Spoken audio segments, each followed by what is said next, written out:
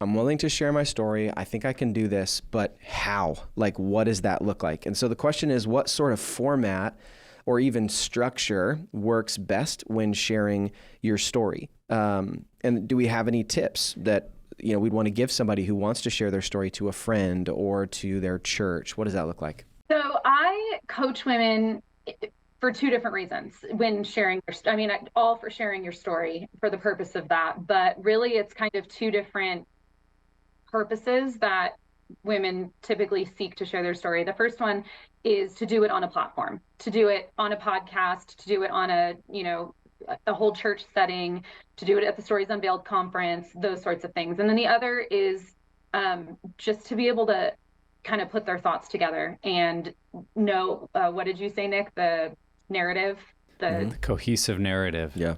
I could not think of that. Cohesive narrative. How to make kind of a coherent thought from here to here. This is kind of my story in a nutshell. And so those are kind of the two reasons. And I approach them relatively similarly, but obviously how it's presented will look different in both ways. But really, what I do to help is I tell women to just jot down like all the events in their life that really shaped them, that really just formed them. And, like I could sit down and write really a handful of things, and good or bad. Like it doesn't all have to be, traumatic. It's just all of the things that they feel shaped them, core memories. And then I sit down with them and I help pull out themes. For example, like in mine, if I were to tell you the things that I said at the beginning of this podcast, it's very clear that a theme is, well, she's been betrayed by men since she was an adolescent. And so clearly there's going to be some issues there. And so I'm able to kind of help give perspective, because a lot of times what is difficult for somebody is they're in it. When you're living your own story, perspective is really hard to have because you're just in the mess, right? And so to kind of give that 100,000-foot view and say, well, here's what I see, here's what I notice. And then I just tell them to kind of start, not even at the beginning chronologically, but at the beginning of where were you in like your lowest point, and work your way to where are you now, and what are some things that happened in between there. Because really the whole point of what I do in helping women share their stories is typically in through the lens of the gospel. And where is Jesus? Like, you were here and now you're here, and because you are still standing here in front of me, you've got more story to tell, and God's still doing work. So let's try and pull out how has he carried you through this. One of the themes I think about a lot in sharing our stories, particularly in the regard of like addiction, recovery, betrayal, is asking the question, does your story glorify your pain, or does it glorify God and his work in your life? Mm-hmm. Because I think maybe in particular in this area, there can be a tendency for people to share some of the sordid details of the past and what they did and where they went. And maybe partly because that's really interesting, and it's a little bit like the car accident effect, that it's horrifying, but we can't look away and we want to see more.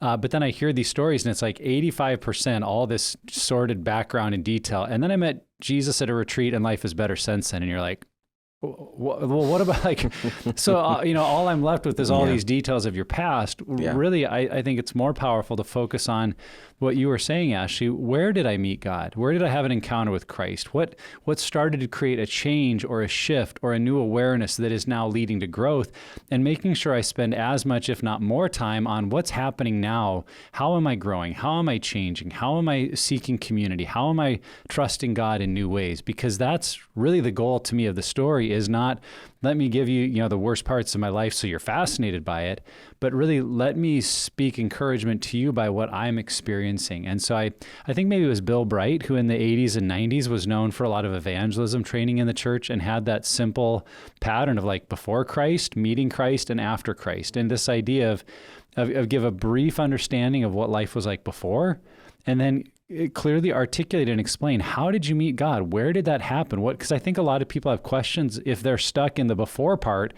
how can God even meet me in this? What would that look like? So to describe that and then begin to talk about the after, what is happening now. And that doesn't mean the story's over, but it's kind of that focus, as you were saying, Ashley, on the now what. And I think through that lens of who's being glorified in this telling can be a really helpful way just to think about your story. And I think that if you're starting to make sense of your story, being able to explain the why of why you did things, and then, so, using your story, Ashley, as an example, so because of what I experienced when I was 16 with who I thought my dad was, when my husband exposed this addiction, here's why I responded the way that I did. Here's why those two things felt the same.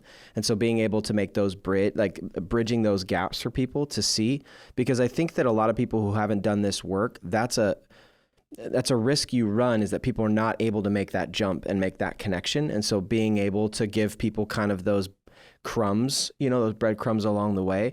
And I think one of the things I absolutely hate, and I even tell my sons at home, don't use the word hate, don't use it, but I genuinely hate is when someone just ties the after Christ in this red, pretty, silky bow. And it's and life is amazing. And me and my spouse are incredible. And our children are perfect. And it's you lost me. I was with you and now I'm gone. Embrace the messy parts that still exist of life. I think that people who follow Jesus need to know that even following Jesus is hard. Life is difficult. There's still ups and downs. There are still relapses that happen, even though you've been in recovery for 10 years. There are still arguments you have with your spouse, even though your marriage might be amazing. There's just things that happen. Crisis is still going to happen. Even though maybe you're in recovery and healing already and you've had that under your belt, crisis is going to happen. Something is going to enter your life that's difficult. And that's what's so tough and ridiculous and I hate about recovery. But the beautiful part is that it's always evolving because new things come into life, new things happen, and we're processing them as it happens. So please just embrace the messy parts of recovery, being in relationship with Jesus, because people are encouraged when they hear those parts too. That's why I said for the last 6 years, my husband and I have been in rebuilding and, recovery phase instead of the last 6 years have been great. But before that, because there's been great parts, but we are all still in process. And that's a point that I share with all of the women. As a matter of fact, my very first year of doing this conference, I had a speaker and she was sharing her story, and I have all my speakers write everything out and we go over and kind of dive in prior to. And whether they read it or memorize it or just use notes is totally up to them. However, I do make them kind of write it out so they have this cohesive, thought or story. And I had one of my speakers the night before the conference, our very first conference, she called me and she said, I can't share the story that I wrote. And I asked her why, because she still was speaking in the morning. And she said, because I'm trying to wrap this in a bow. And you keep telling me not to, but I'm trying to wrap it in a bow. And, for her, part of her story was her husband is paralyzed. And she said, and I don't know how to wrap that in a bow because he got in an accident and he got paralyzed and he's not walking again. So I don't know how to make this good. And I said, you don't have to make it good. This happened to him and he's going to be like this forever. It's okay to say where you've seen God show up and how he's working through it, but it's also okay to say, and my husband's still paralyzed and I don't know what the rest of our lives look like, but I'm trusting him. You don't have to have it wrapped in a bow. Our stories are not perfect. They never will be. And to just embrace that and know that your story can still be messy, but God is still bigger. Yeah. Yeah. That is a powerful point, and I think something people relate to, because that's part of the reality of life, is that it's messy, and many people live with chronic pain. And I don't just mean physical, sometimes that is their story, but chronic pain in an unresolved relationship where they've done what they can, but it is still estranged, things over, lost careers or dreams, or just that's part of what I think a lot of theologians kind of referred to as that ache for heaven, that ache for eternity, is something is not right with this world and we live in it.